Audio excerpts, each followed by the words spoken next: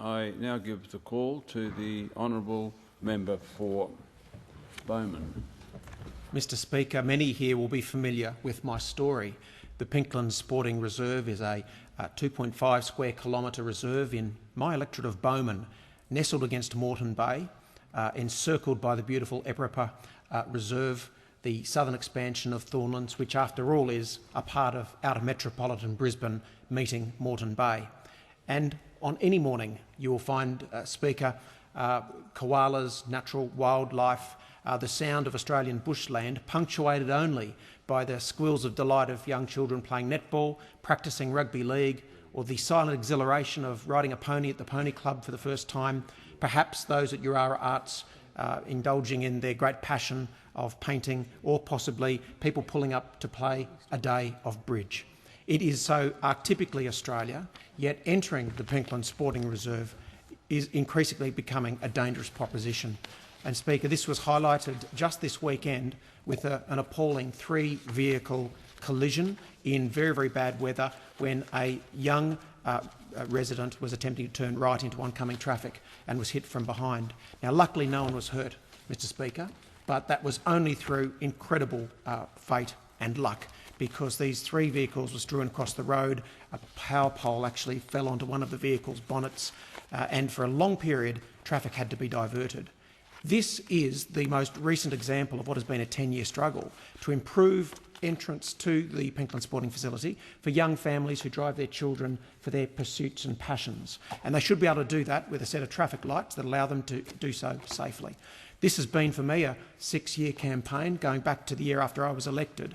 And in that era, of course, we worked to expand the initial entrance exit to 2 lanes to allow vehicles to turn left without being impeded. But what has happened in the last 12 months is most disappointing.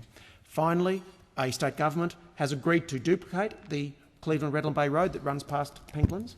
They've put into place and installed the traffic lights that we need, only to have our local Redland City Council fail to do their part of the bargain, fail to connect up the Pinklands Sporting Facility to the set of traffic lights that have just been installed. We have the appalling situation, Mr Speaker, of a road closed sign into the Pinklands Sporting Reserve, and we have local families in their thousands every weekend using the ancient and extremely dangerous exit as a result. And I honestly asked a very simple question, as any elected member would: why was this bungle, why was this debacle last year not fixed, with the appropriate council works being synchronised with the state government duplication of the road, for which there has been no satisfactory answer?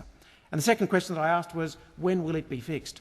And similarly, no answer has been forthcoming.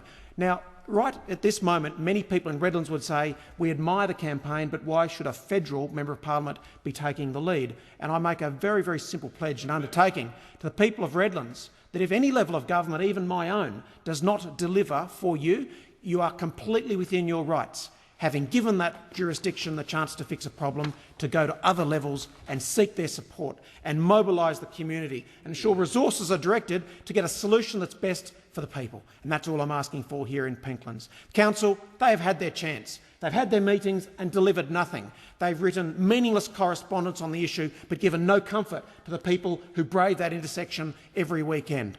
Mr Speaker, I was disappointed to see that it finally became personal when last week the local councillor, whom, to protect her identity, I will not name her in this chamber, said Mr Laming has long touted that he fixed Pinklands access in the past and that he's undertaken a decade-long campaign for a safe Pinklands entrance. Yet a search revealed that between 2004 and today's date, there has only been 1 letter from Mr Laming to council relating to roads, road safety or Pinklands. It's dated February this year. And as she says, 1 letter in 7 years, some campaign.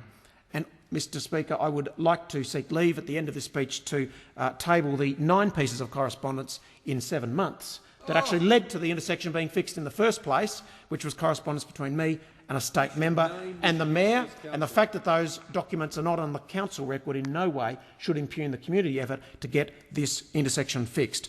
Mr Speaker, look, it's quite simple. We want to work together to get this fixed, to make it safe for people to drive into and out of Pinklands every day of our lives. But I'm disappointed to see the response from this councillor, who said the following, which I can only regard as a hysterical rant in the paper: do we want petty party political squabbling in our council? Do we want a factionalised council run by faceless people at party headquarters? Do we want councillors who are lapdogs for the federal member? These questions are rhetorical. Of course we don't. Mr Speaker, let's fix this intersection immediately.